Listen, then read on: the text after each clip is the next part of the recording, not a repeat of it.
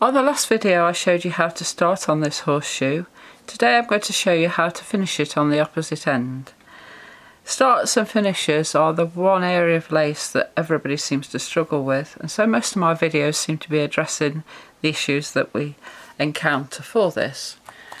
On the pattern it does give you a diagram, so if you're okay following diagrams you should be able to follow it, but even so I'm going to run through the techniques that we use on it. We've continued along the trail to come down this edge here on both sides. We've done all the leaf crossings on the pattern, and we've worked as far as here on both sides, and I've worked both of the actual leaf tallies to come into this cross stitch. And in the same way that the start worked with going across all of the pairs, we're going to be doing that again today. However, on this one, we're actually going to be throwing out these pairs as indicated by the little T-shapes on the ends of each of the lines. And this indicates the pairs that are thrown out, and then they're cut off afterwards once the piece of lace is finished and you completely secured the actual end. Now, a lot of my patterns I try and finish with as few pairs as absolutely possible. And this one I'm finishing with just 4 pairs of bobbins, which are knotted and finished on the right hand corner. So I'm going to show you what we're going to do with this today. So as I say, I've worked down both sides. I've worked as far as the outside here, and I'm now going to come into this pin here. And then on the other edge, again, I've worked as far as that, and it's ready now to start the actual edge. Well, it would be if I was across the other side. I'm actually going to take this one to the outside edge because that's where it needs to be for the next bit of the pattern. I thought I'd got to the point where I was ready to show you, and I just got one more row across on the cloth just to finish. Okay, so now we're ready to finish this piece of lace. And I've got a very noisy neighbour today who's using some woodworking equipment. Never seem to have a day off, but if you can hear it, I apologise for that and hope it doesn't disturb the video too much. So we've come across, and we're now going to go and put the pin in this pinhole here on the inside edge of the left hand trail.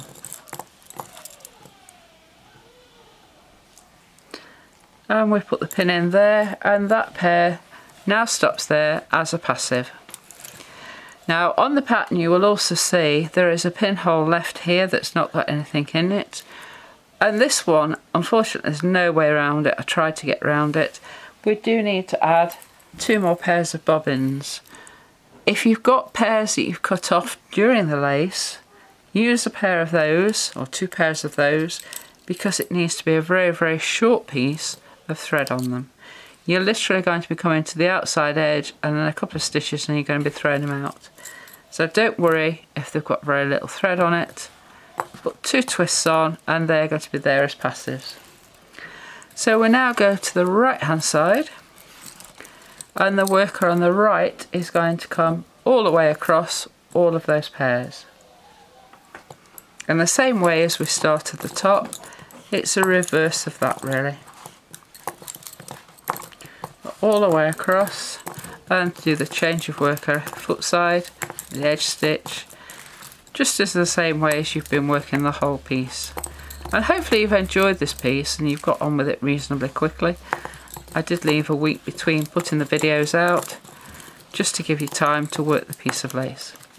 Now we put the 2 twists on and put the pin up and do the edge stitch. This gives you 1 row across. Change of worker edge, and we take it all the way back across.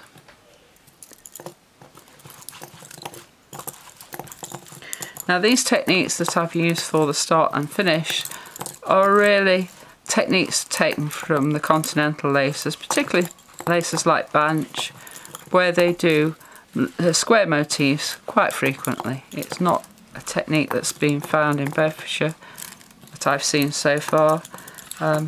So it's not a traditional technique as such within this lace.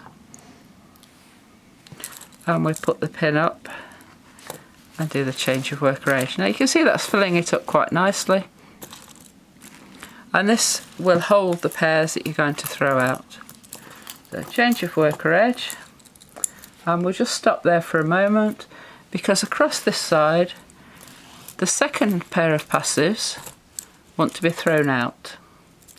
Now normally you would throw out like that, and you can do that on this situation, but some of them you're not going to be able to actually do that on. So we've thrown that pair out. We're now going to come back across all the way to the corner pin.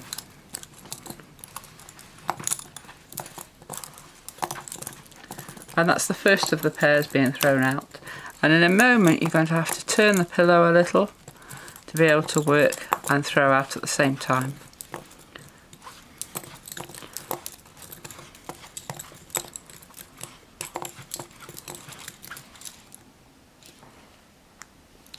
Again, pin up, do the change of worker foot side and the edge stitch, and then stop there again for a moment because we need to throw another pair out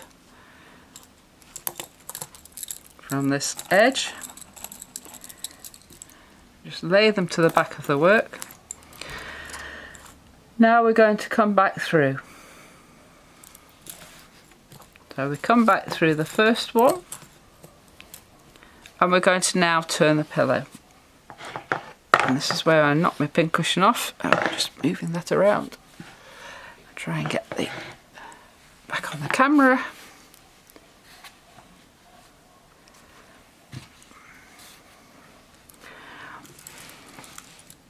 So we're working at it now. We're going to work from the passives to the edge pin and then take it back and throw pairs out. We've taken it through the first passive. This one is actually the one that's going to go down the row, but we have to be working it and throwing out at the same time. The one it's come through, now put 2 twists on and put the pin up on the edge and do the change of worker edge.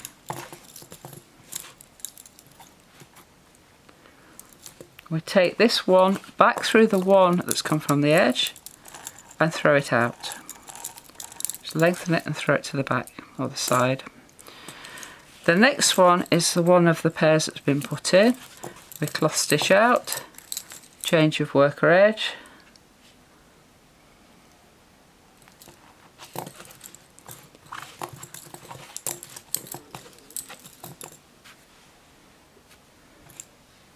so now when we've done this first one from the added pairs, the second one from the added pair has to come back through the one that's travelling down, and then that's thrown out as well. And then the one from the edge comes through and is thrown out. The next 2 pairs are going to do the same. The first one will come through to the edge.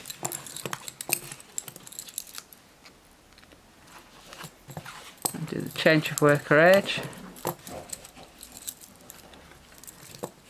This one will come through and be thrown out.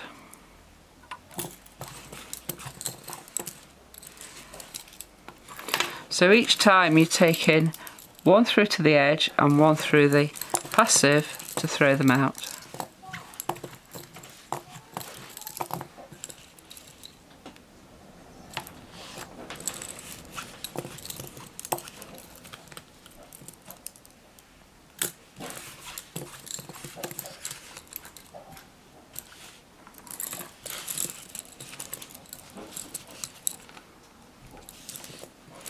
And we're now down to the last 2 passives here.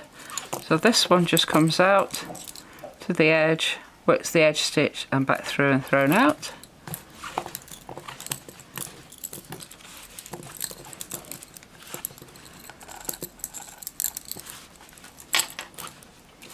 And the last one comes through,